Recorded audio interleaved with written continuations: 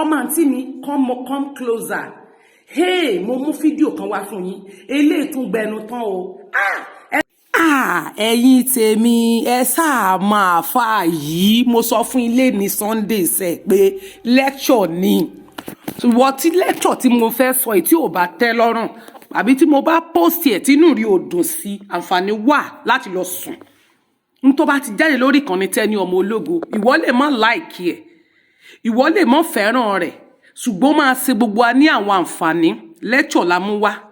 So n tí bá ti gbé wá sórí ìkànnì mi gbà wípé mo fẹ́ káwọn èèyàn rí ẹ̀kọ́ kan àbí kejì, opinion ti ẹ fúnra rẹ, opinion tèmi fúnra mi. Òsìlẹ̀ opinion táwọn èèyàn mi fúnra wa kì í ṣe pé nǹkan tí n bá gbé wá wà máa complain lé lórí. Ó tún ti oníṣekúṣe ní kò kan lé ayé ẹ̀. Ìwọ tó ṣẹ̀ṣẹ̀ kúṣe ó náà wà lára rẹ̀. So gbogbo tá a bá ti gbé wá lecture ni, you know, today is Sunday. Èní ni Sunday. A sì gbọ́dọ̀ ronú ká ju gbogbo àjọ jíròrò papọ̀. Sọ̀rọ̀ àfáì. Lecture tí àfáì mú wá fún yín lénìí. Ó gbẹnu tán. Tó bá ń gbọ́ mo ní ó gbẹnu tán. Eléyìí tó ń lẹ tìkẹ́. Mọ̀ jẹ́ sọ̀rọ̀ jù. Ó yá. Gbé jẹ́ ń gbé ẹ̀ tìràbáyé. Ó ṣe wọn ọmọ àǹtí mi. Ọmọ àǹtí mi yóò dára fún wa o. Ọ̀sẹ̀ yìí ọ̀sẹ̀ àánú ni ó jẹ́. Ọ̀sẹ̀ yìí ọ̀sẹ̀ fọkànbalẹ̀ ni ó jẹ́. Ọ̀sẹ̀ yìí ọ̀sẹ̀ oríire ni ó jẹ́. Kò ní jí ọ̀sẹ̀ àgbákò àti ìdààmú àti wàhálà àti àgbàná fún ayé mi àti ẹ. Ó yá jẹ́ ń gbé ẹ̀ tìràbáyé kó bá mi. Oral sex nínú Islam. Sóbìnrin lè gbé nǹkan ọmọkùnrin rẹ̀ ṣó lè gbé sẹ́nu. Sọ́kùnrin náà ṣó lè lá nǹkan ìyàwó rẹ̀ lásìkò ìgbà tí wọ́n bá jọ ní àjọṣepọ̀ lọ́wọ́.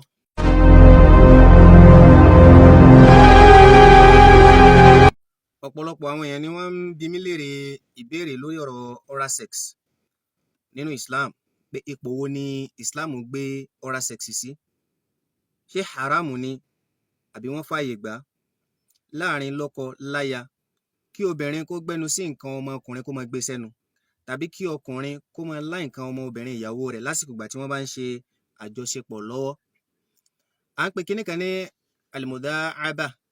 Al-muda'aba yìí òun là ń pè ní foreplay, tí Ànábì Muhammad sallallahu alayhi wa sallam tá Ànábì sọ pé la yaqa'anna ahadukum ala imra'atihi kama taqa'u al-bahima walyakun baynahuma rasulun. Ànábì ní ọ̀kọ̀ọ̀kan nínú àwọn sàábé o, tẹ́ ẹ bá fẹ́ máa lọ wọlé tìyàwó yín, ẹ má máa wọlé tìyàwó yín bí ìgbà tí ẹranko bá lọ kí ẹranko ẹgbẹ́. Walyakun baynahuma rasulun. Ẹ máa jẹ́ kí signal máa wà láàrin yín kó tó di pé ẹ lọ máa bára yín. Àwọn sàhábà wá béèrè lọ́wọ́ Ànábì Muhammad, ya Rasulallah wa ma rasul, èwo tún ni signal láàrin àwa méjèèjì o? Ànábì ní al-qubla, ó lè jẹ́ kissing, wal kalam, tàbí kó jẹ́ ọ̀rọ̀. Irú àwọn ọ̀rọ̀ yìí òun là ń pè ní bí sẹ̀mírọ̀. Àwọn Lárúbáwá ń pè kíní kan ní sẹ̀mírọ̀. Ọ̀rọ̀ kẹ́lẹ́kẹ́lẹ́ ni wọ́n ń pè bẹ́ẹ̀. Ó yẹ kéèyàn àwọn ọ̀rọ̀ yìí èèyàn lè máa fi ṣáájú nígbà míì téèyàn bá fẹ́ súnmọ́ ìyàwó èèyàn, kéèyàn má kàn jẹ́ pé yóò lọ kì í mọ́lẹ̀. For example, a wà lóru, o fẹ́ súnmọ́ ìyàwó rẹ̀, àwọn oríṣiríṣi voice ó wà téèyàn lè introduce sí ìyàwó èèyàn lásìkò téèyàn fẹ́ bá sùn. Kì í ṣe pé ó kàn kí lásán, ọ̀rọ̀ sísọ ńgbà míì máa ń gbé ara obìnrin sọ́nà. Sẹ̀mírọ̀ ni wọ́n ń pè, ọ̀rọ̀ kẹ́lẹ́kẹ́lẹ́, ọ̀rọ̀ tá a fòru sọ. Oníkálukú náà mọ bá a ṣe máa sọ àwọn ọ̀rọ̀ yẹn. Ọ̀rọ̀ tá a máa sọ tẹ́lòmíì ò ní gbọ́. Gbogbo àwọn nǹkan yìí ní máa ń ní ti ń ṣe nínú brain lásìkò ìgbà tí ọkùnrin àti obìnrin tí wọ́n bá fẹ́ ní nǹkan papọ̀. Eléyìí ni signal tá Ànábì ń sọ. Ẹlẹ́ẹ̀kejì ń bẹ ní al-qubla, òun náà ni kissing. A lè kiss ara ìyàwó ẹni, kò síbi téèyàn ò lè kiss láti jẹ́ pé kí ara tiẹ̀ náà fi lè wà ní ọ̀nà. Tá a bá sọ̀rọ̀ nípa kissing yìí, ká wá kiss ibi ìsàlẹ̀ tá à ń sọ yìí fọkùnrin tàbí fún obìnrin. Àwọn ìmáàmù wa mẹ́rẹ̀ẹ̀rin nínú àwọn mazahibul fikihiyya wa, Ìmáàmù Shafi'i àti Ahmad ibn Hanbala, àwọn ṣe ìbáhà pé Islam ò ní nǹkan tí ò da pẹ̀lú ẹ̀. Islam kò sọ pé ká má ṣe bẹ́ẹ̀ nípa pé ọkùnrin lè lá abẹ́ ìyàwó rẹ̀ tàbí obìnrin lè lá nǹkan ọmọkùnrin rẹ̀ kó gbé sẹ́nu.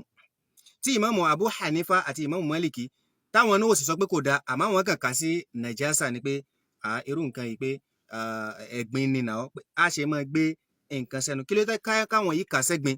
Òun ni wípé nígbà tá a bá ń gbé nǹkan yìí sẹ́nu, ǹjẹ́ spam ò ní máa dà sí wa lẹ́nu? Tọkùnrin bá gbẹ́nu sí tiẹ̀ tàbí tóbìnrin bá gbẹ́nu sí tiẹ̀, ṣé spam ò ní máa dà sí wa lẹ́nu? Tó bá yẹ pé spam bá ń dà sí wa lẹ́nu, ṣẹ̀ríà Islam ò fi àyè gba eléyìí, torí pé ọ̀tọ̀ ni tí Ọlọ́run pèsè spam sí wa lára, ọ̀tọ̀ níṣẹ́ tí spam ń ṣe, ó sì níbi tó yẹ kó lọ. Ẹ̀gbin sì ni nǹkan yìí lọ́nà ẹnu ṣẹ̀ríà Islam ò fi àyè gbélé. So ẹlẹ́ẹ̀kejì ń bẹ̀ tún ni wípé tá a bá ń sọ̀rọ̀ nípa tá a bá ń bá ìyàwó ẹni lájọṣepọ̀ fasahihu huwa at-tahrimu fi halatayni 'inda al-jima' nǹkan méjì ni wọ́n kọ̀ fún wa nínú ṣẹ̀ríà tá a bá ń bá ìyàwó ẹni lájọṣepọ̀. Lẹ́yìn nǹkan méjèèjì yìí gbogbo nǹkan yòókù tá a bá ń ṣe Islam tú wálẹ̀ lórí ẹ̀.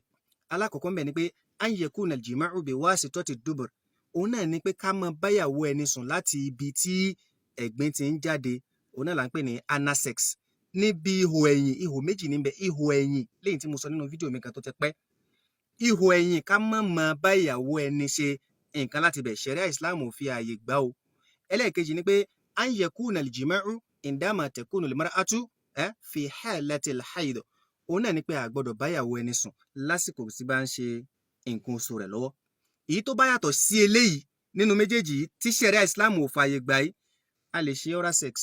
Ọkùnrin lè gbé ẹnu sí abẹ́ ìyàwó rẹ̀, obìnrin náà lè gbé nǹkan ọmọkùnrin ọkọ rẹ̀ kó gbé sẹ́nu kó gbé sẹ́nu lọ́nà tó bá wù ú, níwọ̀n ìgbà tí a bá ti ní jẹ́ kó jẹ́ pé a máa fi fa spam sí inú eléyìí ni ṣẹ̀ríà Islam tí ó fààyè gbà. Wallahu alam. Ala da'fi zalika al-hadith náà rí, a lè wò pé hadith yẹn pé wọ́n da'afa rẹ̀ láwọn àyè kan. Nínú hukmu amal bil hadith, a lè lóru àwọn hadith bẹ́ẹ̀ nírú àwọn nǹkan báyìí nítorí pé kò tako aya al-Qur'an kankan, kò sì tako ọ̀rọ̀ Ànábì kankan láàyè bòmí. Bọ́rọ̀ ń ṣe jẹ́ nu wallahu a'lam. Àmọ́ ìmọ̀ràn kékeré tí mo ní fún àwọn ọkùnrin lórí eléyìí, òun náà ni wípé nípa ọ̀rọ̀ tí Ànábì sọ yìí tàbí nípa ọ̀rọ̀ dájọ́ ṣẹ̀ríà lórí ọ̀rọ̀ yìí, ẹ jẹ́ kí gbogbo àwọn ọkùnrin ẹ dákun torí Ọlọ́run ẹ jẹ́ á máa wà romantic sí àwọn ìyàwó wa. Nítorí pé gbogbo àwọn reasons tí máa ń fa adultery, ká máa ṣe sìnà, ká máa ṣe nǹkan lásìkò tá a wà yìí tó fi pọ̀ ń bẹ láàrin bá a ṣe ń lò láàrin ìyàwó wa àtọkọ. Ọkùnrin gbọ́dọ̀ wà romantic sí ìyàwó ẹ̀, ìyàwó gbọ́dọ̀ wà romantic sọ́kọ. Nítorí pé gbogbo àwọn tí ọkùnrin mi ò fààyè gbà fún ìyàwó rẹ̀ nílé yìí, ó ní àwọn kan fi ń fà lójúmọ́ra níta. Kí ló dé tó ṣe fún ìyàwó rẹ̀ nílé? Kí ló dé tó fààyè gbà? Ẹ jẹ́ ká túra wa lẹ̀ láàrin ara wa. Ìyàwó yẹ kó lè béèrè tó bá wù lọ́dọ̀ ọkọ rẹ̀ nígbà tí wọ́n bá fẹ́ ṣe nǹkan tá à ń sọ yìí. Wọ́n gbọ́dọ̀ jẹ́ ní mutual agreement lórí pé a fẹ́ ṣe irú nǹkan báyìí. Ọkọ náà gbọ́dọ̀ lè béèrè, èyàn tijú irú ẹ̀. Ìyàwó gbọ́dọ̀ máa tijú irú ẹ̀ lọ́dọ̀ ọkọ. Tó bá yẹ pé ìtìjú ló bá fi pamọ́ra tó fi wá lọ máa ṣe sìnà ta, Islam ò fààyè gbà o. Tó bá yẹ pé ọkùnrin wá ni, tó bá yẹ pé ó bá wò pé tí ìyàwó rẹ̀ máa fẹ́ nu, kò bá dáa kó yọ̀ǹda rẹ̀ fún. Nítorí pé àwọn kan bẹ́ẹ̀ ń ta tó yẹ pé ìsọ̀rọ̀ sí wọn tí wọ́n bá ń sọ nípa pé wọ́n mọrú nǹkan bẹ́ẹ̀ ṣe, ó lè gbé obìnrin. Ìyàwó tó fẹ́ sílé ṣe áńgẹ́lì o, ìyàwó tó fẹ́ kì í ṣe áńgẹ́lì, kì í dẹ̀ ṣe ẹ̀jẹ̀ rẹ̀, kì í ṣe àbúrò rẹ̀ o. A gbọ́dọ̀ lọ sọ àwọn àsìkò yìí dáadáa àti àwọn nǹkan yìí, nítorí pé ara àwọn tí ń fa calamities láàrin marriage ni. Ká béèrè lórí àwọn nǹkan yìí dáadáa. In tí Islam ò bá ti takò, a lè fààyè gbà láàrin marriage, kò sí ní tí tó burú mbẹ̀. Wallahu a'lam. Subhana rabbika rabbil izzati amma yasifun. Thanks for watching. Don't forget to subscribe to my YouTube channel TO TV News and share like.